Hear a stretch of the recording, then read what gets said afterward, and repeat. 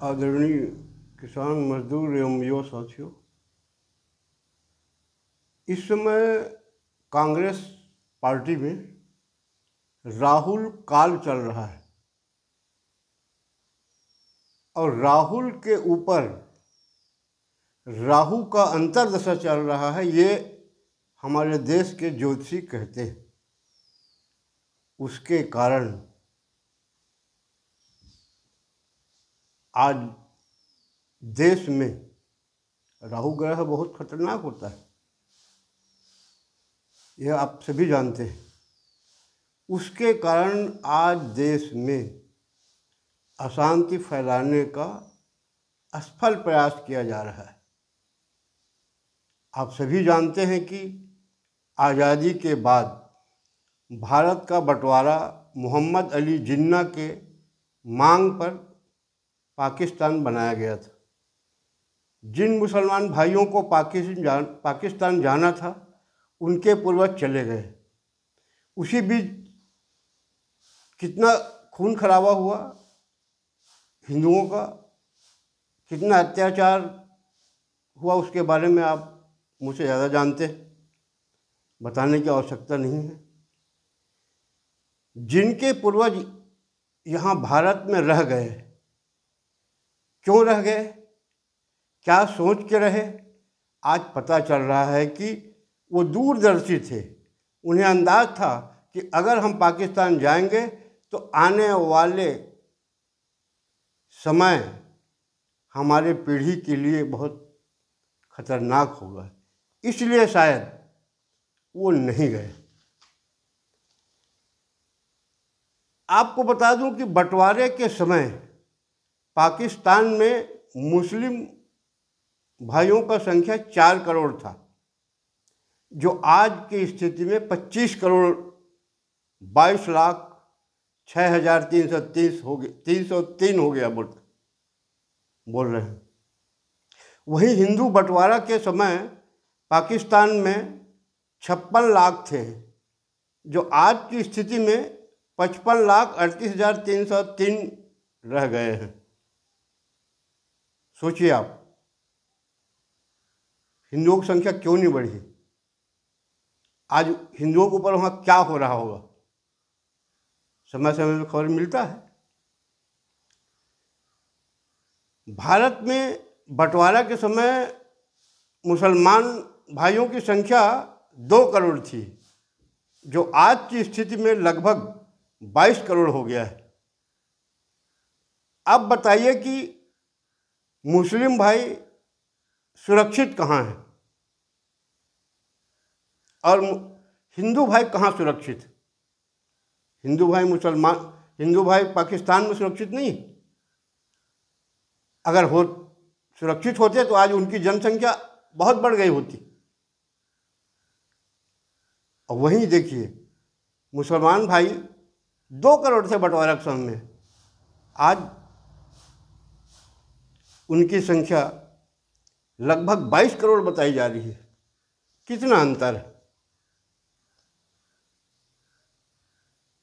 तो मैं पिछले वीडियो में ही बता चुका हूँ कि जो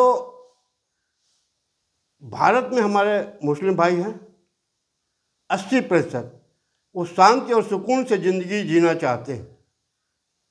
20% जो लोग हैं वो आतंकवादी समर्थक हो गए हैं और समय समय पर अशांति फैलाते हैं।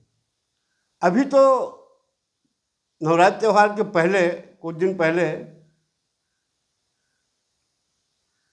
कांग्रेस के एक जवाबदार नेता ने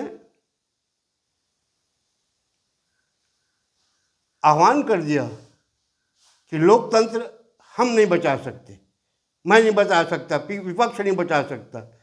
अब युवाओं की जवाबदारी है, युवा सड़क पे आए, मैं उनके साथ हूँ।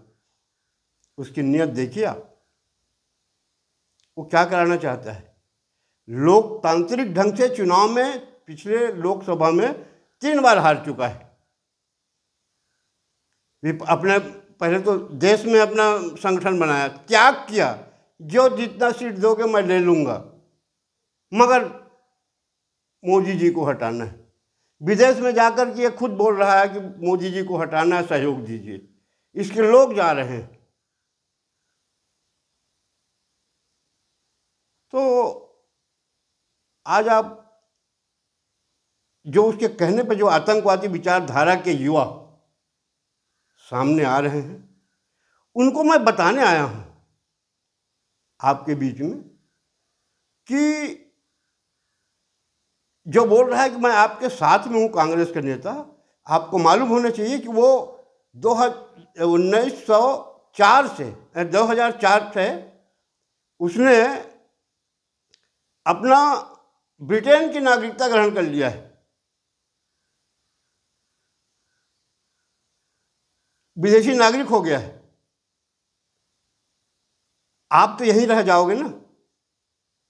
और देख रहे हो अभी उत्तर प्रदेश में, महाराष्ट्र में, लद्दाख में जिन्होंने आतंक किया उनके ऊपर क्या कहर गुजर रहा है।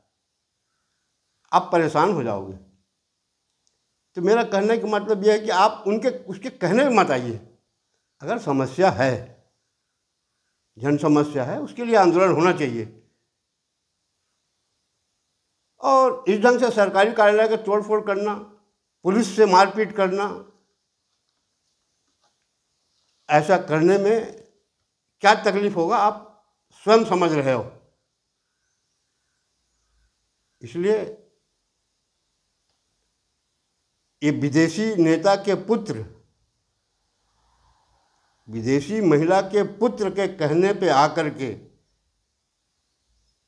भारत में शांति भंग करने का प्रयास मत करो। अनावश्यक परेशानी हो जाएगी आप लोगों को, क्योंकि यहाँ मोदी और योगी जैसे लोग हैं।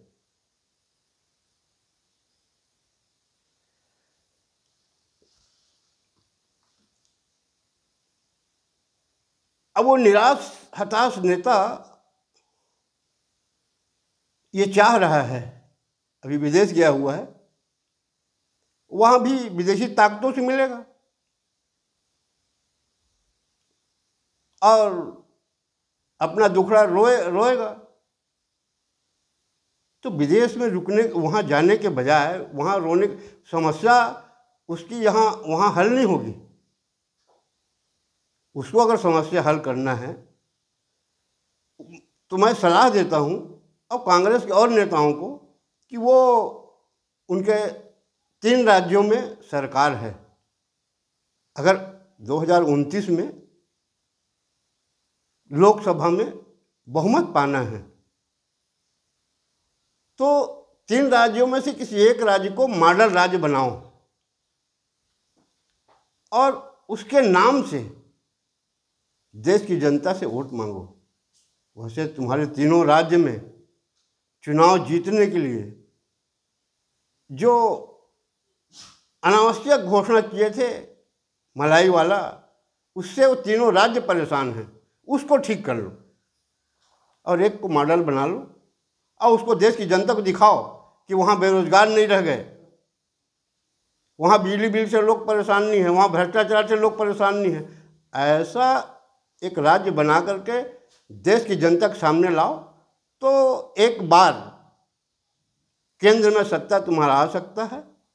और नहीं तो ऐसा करके, ये तो अक्टूबर में, नवंबर में, मैं सोचता हूँ कि शायद 2026 में ये भारत में नहीं रह पाएगा। इतने ऐसे केस हैं, भारत से बाहर जाना पड़ेगा, क्योंकि विदेशी नागरिक है ना। 2004 में विदेशी नागरिक बन चुका था और तब से धोखा दे करके देखो, दूसरे को चोर बोलता है। अब वो कितना बड़ा चोरी किया है। जो चुनाव आवेदन पत्र में भरना चाहिए कि मैं यहाँ का निवासी हूँ, मैं यहाँ की नागरिकता है मेरे पास, उसको नहीं भरा तो चोर कौन है। मैं इसलिए पिछली बार बोला था कि चोरों को सारे नज़र आते हैं चोर।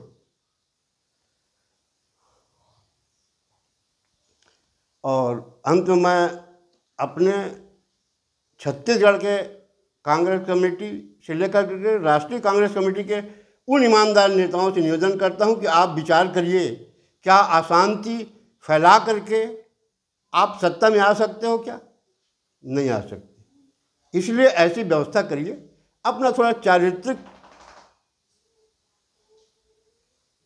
स्थिति संभालने के लिए अपने नेता को बोलिए, ऐसे में सत्ता नहीं मिल पाएगा। और अंत में मैं सभी राजनीतिक दल के नेताओं से निवेदन करता हूं कि शब्दों का उपयोग थोड़ा सा सही ढंग से करें।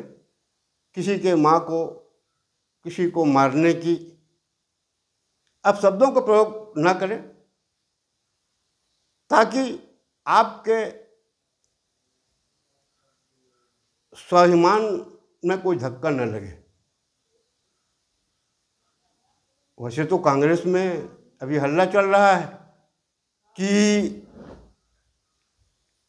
जान से मारने की धमकी दे दिया हमारे नेता को। अरे इसके पहले तो आपका एक जो आजकल सांसद बन गया है, वो क्या कर रहा है, क्या कहा था, प्रधानमंत्री को बोटी बोटी काट दूंगा। उस दिन तुम उसको नहीं समझा है। अब आज अगर किसी ने कह दिया, उसके लिए हल्ला मचाया जा रहा हो, तो सभी राजनीतिक दल के नेता अपने अपने कार्यकर्ताओं को समझा के रखें कि ऐसे शब्दों का उपयोग न करें, ताकि अनावश्यक देश की जनता के सामने अशांति न फैले। इतना कहकर अपने वाणी विराम देता हूँ। धन्यवाद। जय हिंद।